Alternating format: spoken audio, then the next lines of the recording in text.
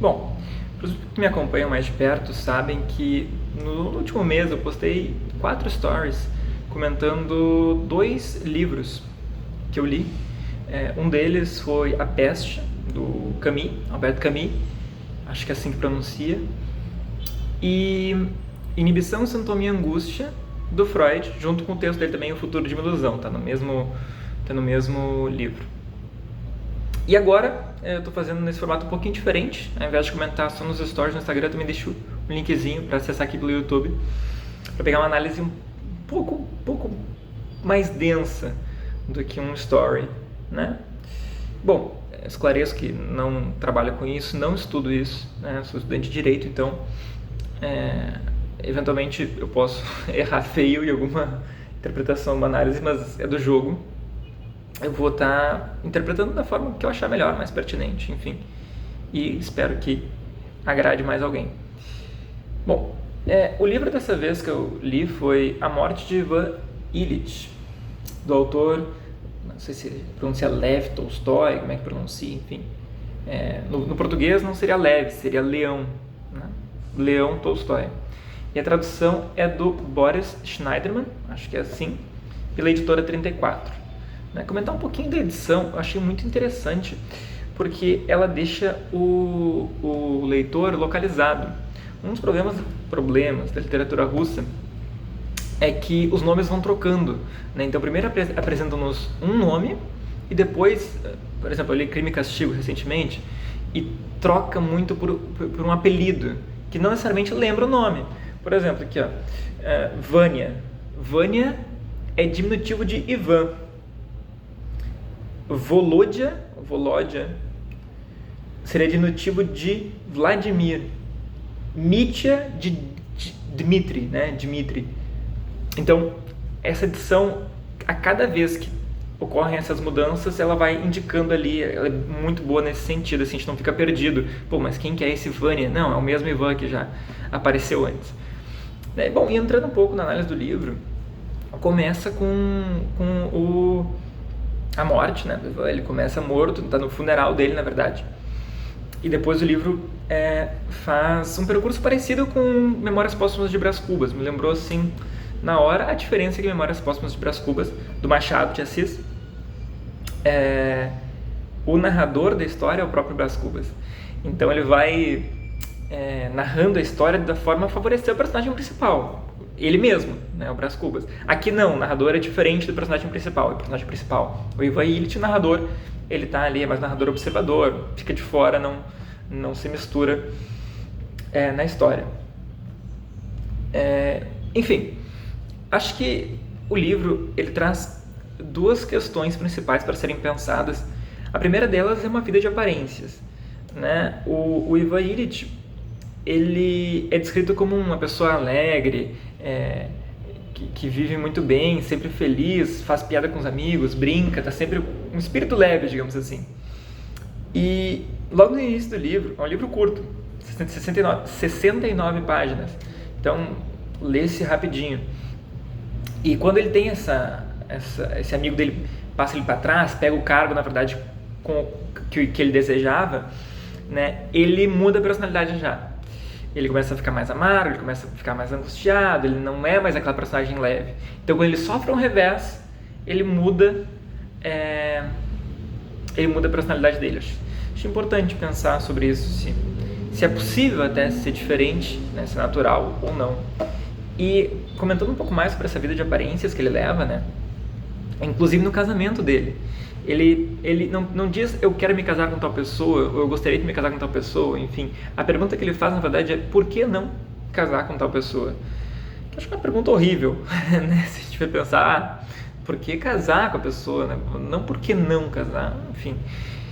E claro, para atender os padrões da sociedade da época, né? O livro foi escrito em 1886, né? Na sociedade da Rússia, então o casamento era meio que obrigatório, enfim.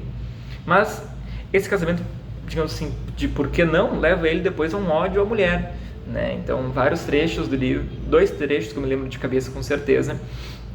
O autor, o Lev Tolstói, né? O Lev Tolstói, ele usa a palavra ódio. O ódio, né? O Ivan Ilitch, um ódio à mulher.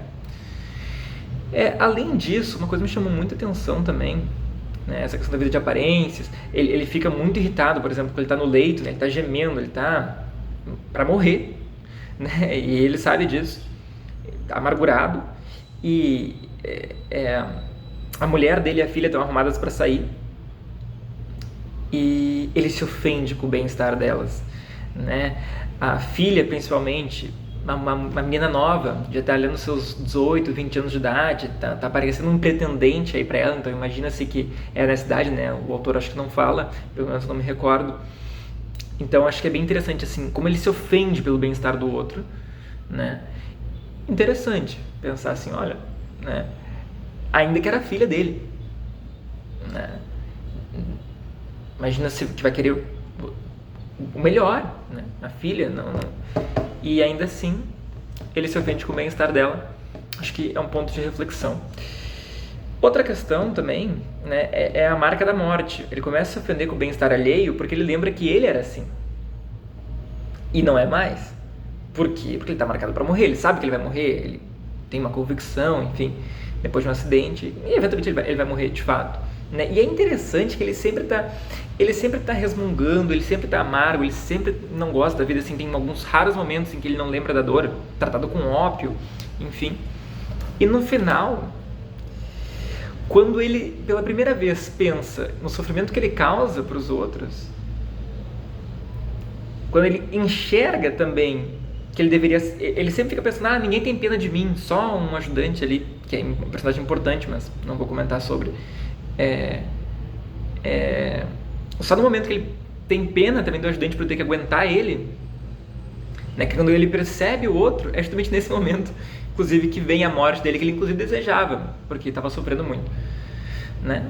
É muito interessante, é um livro muito bom, recomendo a leitura. Recomendo a leitura também do Pós-Fácil, né? O Pós-Fácil é do tradutor, do Boris Schneiderman, e do Paulo Ronay, que foi um tradutor. O Boris acho que pegou emprestado os comentários dele para o livro, eu não sei se ele fez especificamente para essa edição, mas é muito importante a leitura do pós-fácil e do prefácio, porque ele ajuda a analisar a obra no contexto que ela foi produzida e o que o leitor pensava. Por exemplo, é trazida a noção de que o Leão Tolstói, o autor, ele queria conscientizar o destinatário com a obra, que não bastava, a obra de arte não poderia ser bonita e só, né? Poderia ser bonita, o problema não é a beleza da obra, a qualidade da obra, o problema tem que conscientizar o destinatário, tem que passar uma mensagem, né? Principalmente ali a partir de 1880, 1890, vem muito essa força na literatura, segundo o Pós-Fácil, né, do Leão Tolstói. Eu não conheço mais a obra dele, só esse livro. Achei interessante pensar sobre. E outra questão que me apareceu que eu gostei muito foi o Leão Tolstói, o autor, ele morreu numa estação de trem em Astapovo. Para quem conhece, talvez lembre, tem um poema do Mário Quintana, que é o poema da Gare de Astapovo. Nesse livro aqui é uma seleção de poemas, né, do Mário Quintana. Quem fez a seleção foi o Fausto Cunha. E ele tem esse poema, o poema da Gare de Astapovo, que o Mário Quintana fez. À época me emocionei, sem saber, e hoje me arrepiei até durante a leitura, porque o poema do Mário Quintana, na verdade, é sobre o Leão Tolstói. Eu consegui me arrepiar mesmo não conhecendo, agora conhecendo ficou mais bonito ainda o poema. É bem interessante, é um poema, talvez, que vai entristecer alguns de vocês, porque trata da morte, né?